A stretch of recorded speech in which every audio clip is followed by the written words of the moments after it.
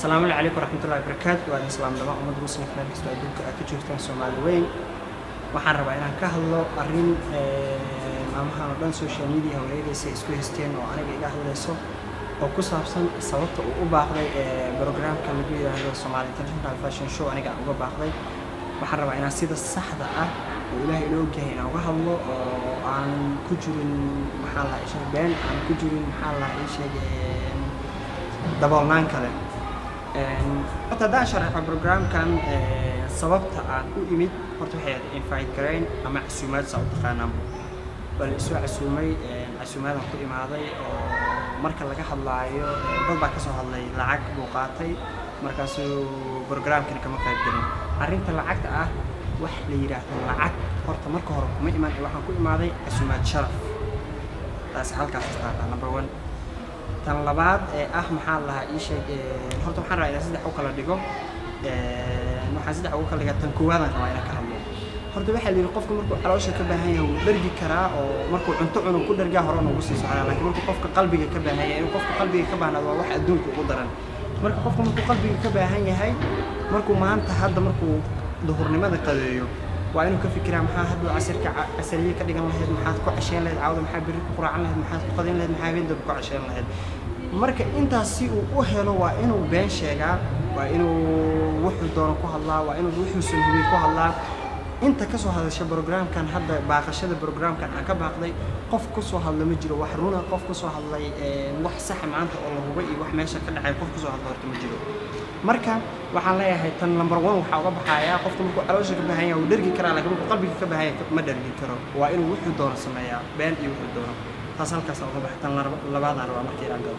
tan labaad waxaan uga hadlayaa arrinta sida saxda ah ee khilaafka ka imaaday sababtay ku dhacday aan ka hadlayo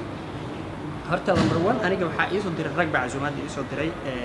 hadal rageed baan ku soo baxay go'aan rageed baan ku soo baxay go'aan rageed aan meeshan ku imaaday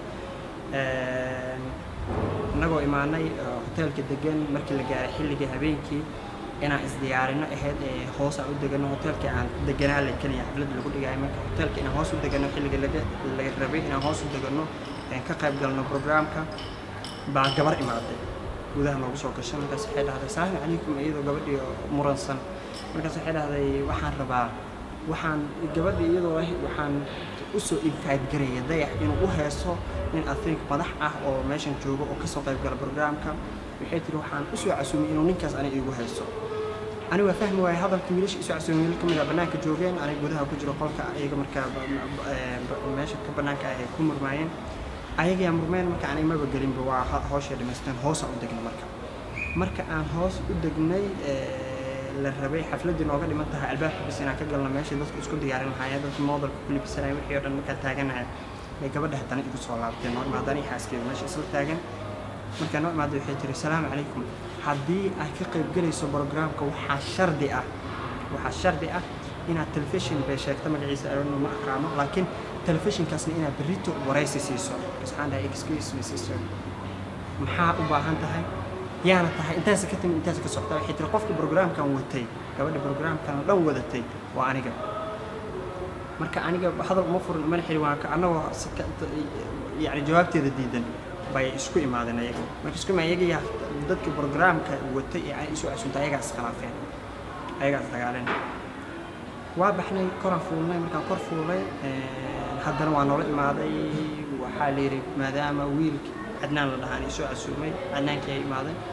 وده هاي مذحي كثير وجهي كثير مرة مخلاف حاجة صح ما دعيتهم مركز سؤال عملنا أنه هتل كوبانا ده مرة وادينا قلنا ويلشي كم إذا هاي كان برنامج كبا يعني قبل حاجة ذي أو حدنا إيش يعني قبل يجي إصلاحيان مركز حاجة سؤال إحنا يقرأ على إحرام وحنا إنا برنامج كذا كلام مركز هاي يسوع دبانين أو حاجة سكتة wiilkii markaas maxaa la ii sheegay anaga iskhilaafnay iyo wiilkii kale aniga soo dajiyaa aamurmeen markay murankiiba wuxuu ku dhamaaday inay iyagu inta soo baxaan iskal isku dalbadaan ay isdagaalaan programka meesha ku dhamaaday qaybta labaad xaggaas oo ka baxay marka programka laga hadlaayo waxaan rabaa markii inaan midda saddexaad u gudbo oo beenta ay dadka magaalada wareejinayaan iyo social media iyo YouTube meel walba ay wadaan waxaan rabaa inaan taas si sax marka uga hadlo ee dadku ka hadlayaan وعرنت فرحيو saddexaad ku soo gabagabeyn doona horta farxiyan waxaan kaga sheegayaa horta habeenkii ilaahay baa ila ogiyay rasuulkiisa wax beenana kuma daraayo farxiyo inta aniga sawirka ila galaysay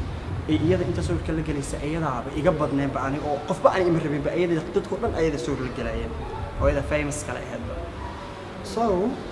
waxay tiraahdeen gabar baa intay dayax u imaaday ay tiri sawir baa kula galay wuxuu yiri dayax inta marka hore farxiyo intay ka soo qaado horta maanyaradaas iyo aqliyaradaas iyo fudeedkaas iyo hadal daciifnaantaas qof ay ka muuqato oo dhashay oo lagu yaqaan Ilaahay kama dhigin oo miyi tan labaad marka arinta farxiyo ka hadlaysaan farxiyo kalsoonida ku jirto ma aha meel inta la yimaado gabartiida sawir aan kula galo qof maxaa la isha ka soo fasax qada kalsooni daradaas lama haysan anaga farxiyo waa boqorad sidii boqoradii kale u nooshahay ragga intay meelaha soo fariistaan arinta farxiyo ka hadlaayo oo aan xishoonin gabar dumaashadood aan hadlin oo aan inay ka hadlaan inay qalad tahay ku hadlaayo farxiyo waa rag yani raggaasi ka hadlaayo waa rag ula nool xaasaskooda sida jaarida ajnabiga oo guriga uga shaqeysay xaasaskooda ula nool yihiin tan uma baahno hadal waxay nooshaa sida boqoradii nin jecel ay haysataa alxamdulillah waxa soo dhan kalsoonida ay qabto aan wax walba ka weyn kalsoonidii qabtana heerkaas daciif uma aha inay tiraahdo gabar sawir hal la gelin iyo qof taageerayaasheedana iyadaaba igu dhiirigeliso igu soo dhaweyso tiraahdo teed kale dadka aniga taageer iyadaba iga jecel yihiin ba aniga oo saxda ah marka assalaamu calaykum waraxmatullaahi wabarakaatu waa mahadsantihiin dadka faaniskay ah waxaan hadalkayga kusoo gabagabeynayaa oo hadalkan oo dhan aan kusoo afjari doonaa hal eray inaan isticmaashaan wixii sida dayax si qaldan loo hadlayo aragtaan hal eray bilis isticmaal tan anaa keensan qofku markuu caloosha ka baahan yahay wuu dhargaa laakiin markuu qalbiga ka baahan yahay ma dhargaayo thank you